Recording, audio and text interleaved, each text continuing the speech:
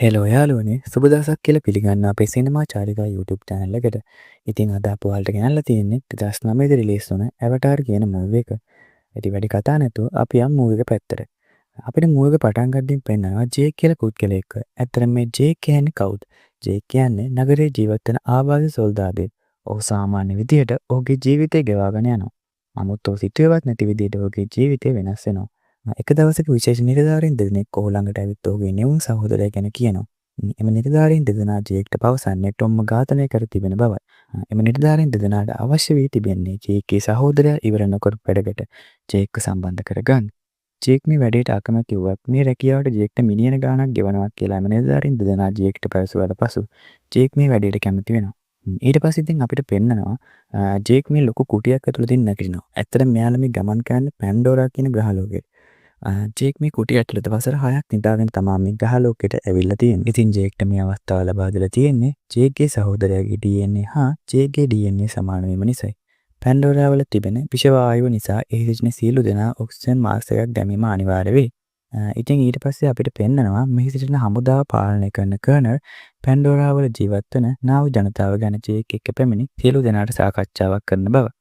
ජේකුත් ඉතින් මේ සාකච්ඡාවට සම්බන්ධ වෙලා කර්නල්ගේ මේ කතාව අහගෙන ඉන්නවා. අපිට ඊට පස්සේ බලා ගන්න පුළුවන් ජේක් ජීව විද්‍යා ගාරයකට එනවා. එතනින් තමයි ජේක් පළවෙනි වතාවට ඔහුගේ අවතාර එක දකින්නේ. එතන සිටින පුද්ගලයෙක් ජේක්ට පැහැදිලි කරනවා මිනිස්සෙක්ට අවතාර එකට සම්බන්ධ වීමේ හැකියාවක් තිබෙන බව. ජේක් මේ පැමිණි විද්‍යාගාරයේ ප්‍රධානියා තමයි ග්‍රේස් කියන්නේ. ජේක් ග්‍රේස්ට ඇයව අඳුන්වා දීමට කීප වතාවක්ම උත්සාහ කරත් ග්‍රේස්ට හොඳටම තරහ ගිහින් විද්‍යාගාරයෙන් පිට වෙලා යන්න මේ පාක කියන පුද්ගලයා ගාවට. පාක කියන්නේ RDA ගේ නියෝජිතයෙක්. ඔහු තමා මේ කඳවුරේ තිබෙන සියලු දේවල් පාලනය කරන්නේ. ඉතින් ඊළඟ දවසේ ජේක් ඔහුගේ අවතාර එකට සම්බන්ධ වෙනවා. ඇත්තටම මේ ජේක් කියන්නේ ආබාධිත පුද්ගලයෙක් නිසා ඔහු අවතාර එකට සම්බන්ධ වුණාට පස්සේ අපිට පෙන්නනවා වෛද්‍යවරුන් කියන දේවත් අහන්න නැතුව ඇවිදින්න පුළුවන් වුණ සතුට නිසා ඔහු එළියට යනවා. ඉතින් මේ සිද්ධීන් වලින් පස්සේ අපිට පෙන්නනවා ඔහුගේ අවතාර එක නිදා ගන්නවා. පසුව ජේක්ගේ මනුස්ස ස්වරූපයෙන් ජේක් නැගිටිනවා. දවසේ අපිට පෙන්නනවා ජේක් සහ තවත් අවතාර කීපයක් සමග කැලේට ගමන් කරනවා. ජේක්ට මේ පරිසරයේ හුරු නැති නිසා ජේක් මේ කැලේ නිරීක්ෂණය කරන්න කැලේ ඇතුළට යනවා. ඉතින් ඊට පස්සේ ජේක්ගේ පිටිපස්සෙන් නිකන් අමුතු පැන්තර් වගේ සතෙක් පන්නනවා. ඉතින් මේ පැන්තර් වගේ සතාගෙන් ජේක්ට බේරෙන්න ඕන නිසා ජේක් තියාලකට පයින්නවා. ඊට පස්සේ ජේක්ගේ කණ්ඩායමට ජේක්ව හොයාගන්න බැරි වෙන නිසා අඳුර වැටෙන්න කලින් එම කණ්ඩායම ඉතාමත් ඉක්මනට එයාලගේ මූලස්ථානට ගමන් කරන බව අපිට පෙන්නනවා. ඊට පස්සේ අඳුර වැටෙන නිසා ජේක් පන්දමක් වගේ දෙයක් හදාගන්නවා. එයා දිහා නාවිකාන්තාවක් ගහක් උඩ ඉඳගෙන බලාගෙන ඉන්නවා. ඊට පස්සේ අමුතු උරුකෝ වගේක් ජේක්ට පහර දෙන්න එනවා. මේ උරුකයන්ගෙන් ජේක්ව බේරගන්න අර නාවිකාන්තාව එතනට එනවා. එතන ඉන්න උරුකෝ සියලු දෙනාටම අර නාවිකාන්තාව පහර දී ජේක්ව බේර ගන්නවා. ඊට පස්සේ ජේක්ව බේරගත් එකට අර නාවිකාන්තාවට ජේක් ස්තුති කරනවා. ජේක් අර නාවිකාන්තාවට කියනවා එයාටත් මේ කැලේ ජීවත් වෙන හැටි උගන්වලා එයාලේ ගෝත්‍රයට ජේක්ව එක්කගෙන යන්න කියලා. ජේක් මේ කියපු කතාවට නම් අර නාවිකාන්තාව කැමති වෙන්නේ නැහැ. මේ නාවි ජනතාව වන්දනාමාන කරන විශේෂ ගසක තිබෙන මල් වගේ జాතියක් ඇවිල්ලා ජේක් ගෑන්ගේ වහනවා. ඊට පස්සේ තමයි ජේක් වර නාවි ජනතාව ජීවත් වෙන ගෝත්‍රයට අරගෙන යන්නේ. ඊට පස්සේ අපිට පෙන්නනවා අර නාවිකාන්තාව විසින් ජේක් එයාලගේ ගෝත්‍රයට අරගෙන ගිහින් එයාලගේ නායකයාට ජේක් ගැන කියනවා.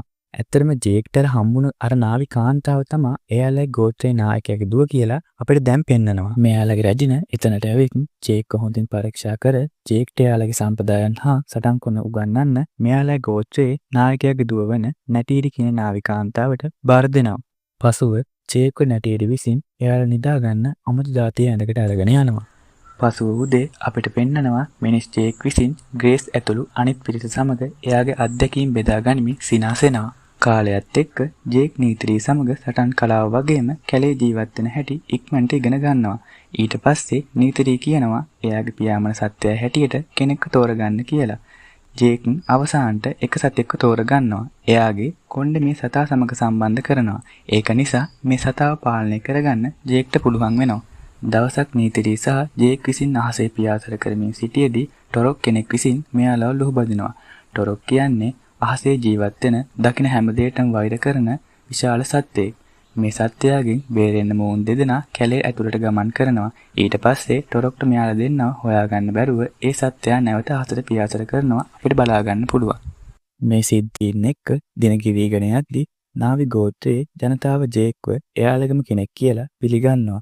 ඉන්පසු උදේ ජේක් නැගිටිද්දී බුල්ඩෝසර් විසින් කැලේ තිබෙන ගස් විනාශ කිරීමට ආරම්භ කරලා ජේක් මේ බුල්ඩෝසරයකට නැග එහි කැමරාව කඩා දානවා. ඉන්පසුව අපිට පෙන්නනවා මිනිසුන්ගේ යානා ඇවිත් නාවි ජනතාවට පහර දෙනවා. මේ ප්‍රහාරය නිසා නාවි ජනතාවට ඉතාමත් බරපතල ලෙස තුවාල වෙනවා. වගේම එයාලගේ නවාතැනත් විනාශ වෙනවා. ඊට පස්සේ අපිට පෙන්නනවා ජේක්ගේ අවතාර එකකින් මිනිසුන් විසින් විනාශ කරපු අර කැලයෙන් නැගිටිනවා. ඔහු නැගිටිනවා සමග ඔහුගේ පියාඹන සත්‍යය පාවිච්චි කරලා ටොරොක් කෙනෙක්ව අල්ලගෙන අර නාවි ජනතාව සිටින ස්ථානයට ගමන් කරනවා. ජේක් නාවි ජනතාව එකතු කරගෙන ප්‍රතිවාදී ගෝත්‍රයන් හමුවීමට යනවා. අවසානයේ ජේක්ට පුළුවන් වෙනවා සියලු ගෝත්‍රයන් එකතු කර විශාල පිරිසක් මිනිසුන් සමග සටන් කිරීමට එකතු කරගන්න. ඊට පස්සේ අපිට බලා ගන්න පුළුවන් කර්නල් මේ බව දැනගෙන කැම්ප් එකේ සිටින සියලු යුදයානා එකතු කර මේ ගෝත්‍රයන්ට පහර දීමට යනවා. ටිකෙන් ටික මොවුන් අතර දරුණු යුද්ධයක් පටන් ගන්නවා. මේ දෙගොල්ලන්ගෙම විශාල පිරිසක් මිය යනවා. අපිට පේන විදිහට මිනිසුන් මේ යුද්ධය ජයග්‍රහණය කිරීමට පටන් අරන්. මොකද මිනිසුන්ගේ තියෙන බෝම්බ වගේම මිසයිල් එක්ක මේ නාවි ජනතාවට සටන් කිරීමට අපහසුයි. එකපාරටම අහසින් සහ කැලෙන් විශාල සතුන් පිරිසක් ඇවිත් මිනිසුන්ට පහර දීමට පටන් ගන්නවා. මේ නිසා නාවි ජනතාව ජයග්‍රහණය කිරීමට පටන් ගන්නවා. ඊට පස්සේ අපිට පෙන්නනවා ජේක් සහ කර්නල් අතර දරුණු යුද්ධයක් පටන් ගන්නවා. මේ සටනින් කර්නල් ජයග්‍රහණය කිරීමට ජේක් මරා දැමීමට උත්සාහ කිරීමේදී නීතිරී විසින් කර්නල්ට දුන්නකින් පහර දී කර්නල්ව මරා දානවා. මේ දරුණු යුද්ධෙන් අනතුරුව ජේක්ගේ බොඩි එකට හානි වුණ නිසා ජේක්ගේ ඇවටාර් එක සිහිය නැතුව වැටෙනවා සමග මිනිස් ජේක් ඇහැරෙනවා. මිනිස් ජේක්ට ඔක්සිජන් මාසයක් නැති නිසා ඔහුට හුස්ම ගැනීමට අපහසු වී කලන්තේ දාලා වැටෙනවා.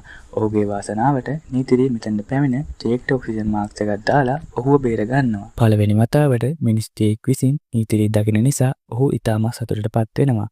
මූවී එකේ අවසානයේට අපිට පෙන්නනවා ජේක් තීරණය කරනවා කියලා සම්පූර්ණයෙන්ම ඇවට කෙනෙක් බවට පත් වෙන්න.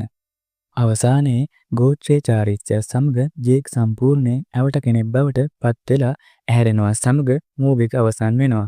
ඉතින් මේ වගේ අලුත් මූවීත් හැමදාම නරඹන්න ඕන නම් දැන්ම අපිට සබ්ස්ක්‍රයිබ් කරන්න. ඒ වගේම කමෙන්ට් සෙක්ෂන් එකේ ඔයාලගේ අදහසක් දාගෙන යන්න අමතක කරන්න එපා.